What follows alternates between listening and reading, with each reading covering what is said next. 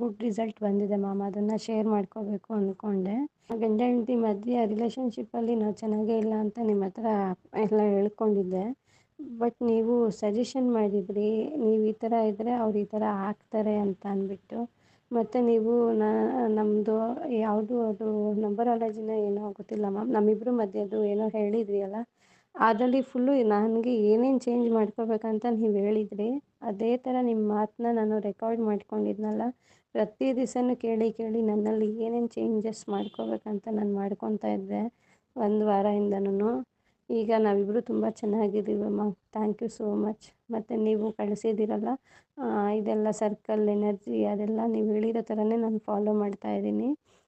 ಅವ್ರಿಗೂ ತುಂಬಾ ಕೋಪ ಕಮ್ಮಿ ಆಗಿದೆ, ತಾಳ್ಮೆ ಜಾಸ್ತಿ ಆಗಿದೆ, ಮತ್ತು ಒಂಥರ ಕೇರ್ ಅನ್ನೋದು ಬಂದಿದೆ ಇವಾಗ. Thank you so much ma'am. ಒಂದು ಹ್ಯಾಪಿ ಲೈಫ್ನ ನಮ್ಮ ಕೈಯಾರೆ ನಾವು ಹಾಳು ಮಾಡ್ಕೊಂಡಿದ್ವಿ.